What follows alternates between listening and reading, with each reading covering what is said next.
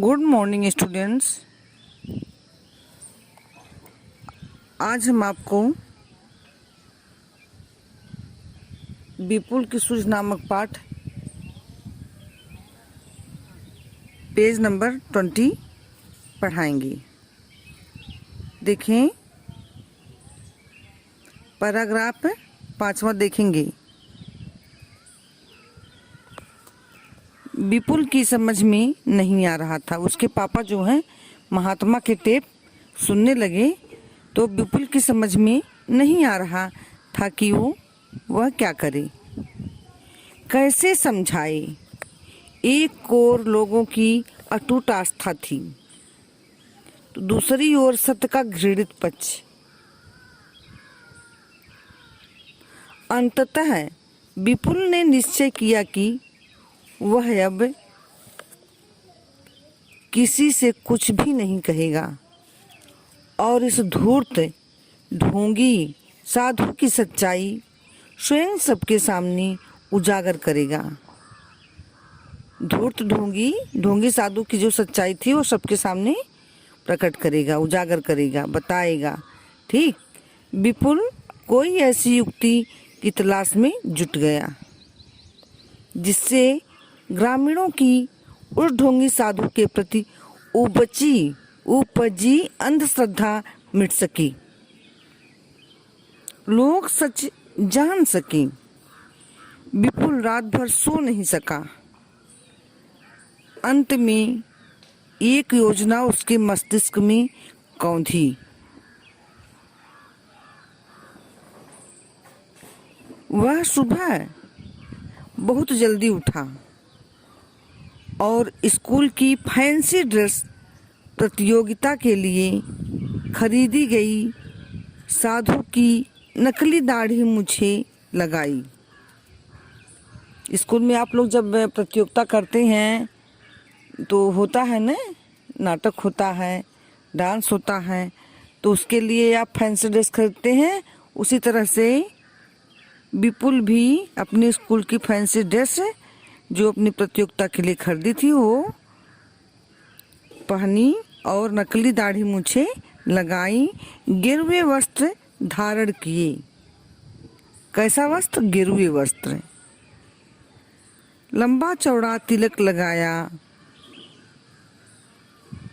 जैसे सुजीत वर्मा लगाते थे और कंधे पर टांगने वाला स्कूली बस्ता खाली करके उसमें टेप रिकॉर्डर रखकर वह उस ढोंगी साधु के आश्रम की ओर चल दिया। लंबा चौड़ा तिलक लगाया और कंधे पर टांगने वाला स्कूली बस्ता खाली करके उसमें टेप रिकॉर्डर रखकर वह उस ढोंगी साधु के आश्रम की ओर चल पड़ा। Page number 21। फैंसी ड्रेस वाले साधु की भूमिका आज उसके जीवन में सचमुच काम आ रही थी। मन ही मन आगे की योजना, आगे का प्लान बनाते और संवादों पर विचार करते हुए वह उस ढोंगी साधु की कुटिया की ओर चल पड़ा। विपुल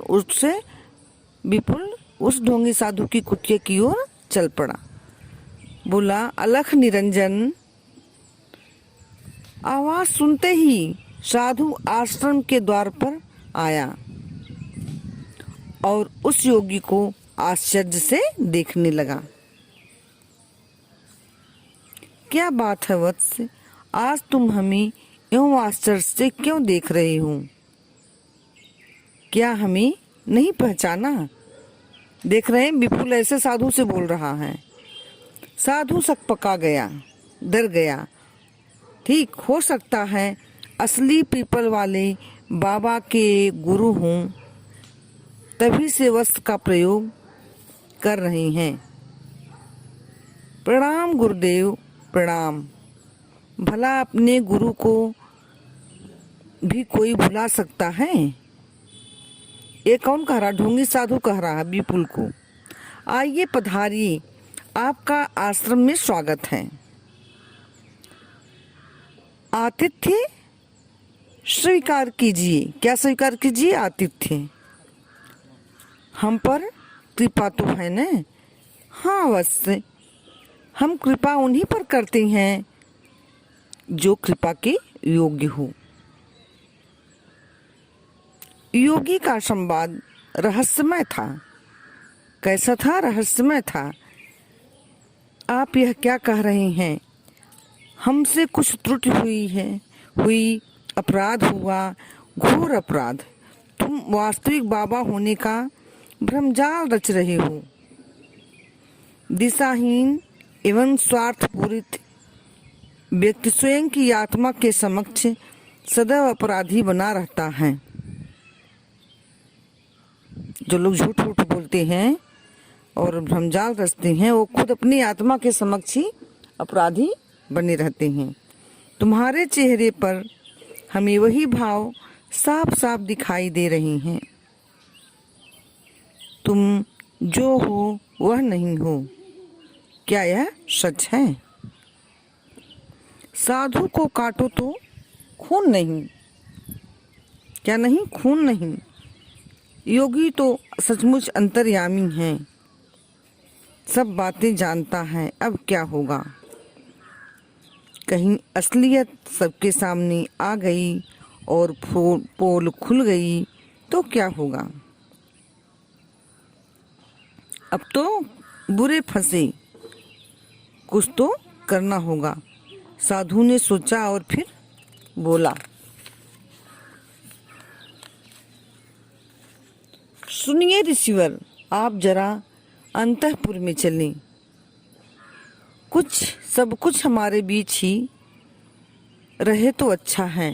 आप अंतर्यामी हैं। साधु कह रहा है अंतःपुर में चलें, सब कुछ हमारे बीच ही रहे तो अच्छा है। आप अंतर्यामी हैं।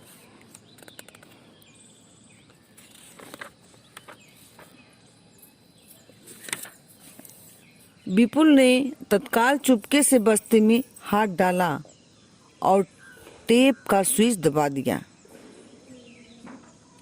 जब टेप का स्विच दबा दिया तो दोनों की बातें रिकॉर्ड होंगी, जो साधु बोल रहे थे। तो देखो, संवाद रिकॉर्ड होने लगे। अब आपसे क्या छुपाना है? साधु बोल रहे हैं कि अब आपसे क्या छुपाना है? मैं डाकू क्रूर सिंह हूँ। पुलिस से बचता बचाता एक दिन मैं यहाँ भक्त के बीच बैठकर प्रवचन सुन रहा था। काफी मान सम्मान था पीपल वाले बाबा का। खूब चढ़ावा आता था, अन्न वस्त्र दक्षिणा सम्मान सब कुछ। मेरे मन में विचार आया कि क्यों न स्वयं इन जैसा भेष बनाया जाए और स्वयं सत्संग किया जाए। एक दिन मैंने मौका पाकर पीपल वाले बाबा का काम तमाम कर दिया और उन्हें गठरी में बांधकर जमींदार के बगीचे के पीछे की खाई में गड्ढा खोदकर गाड़ दिया।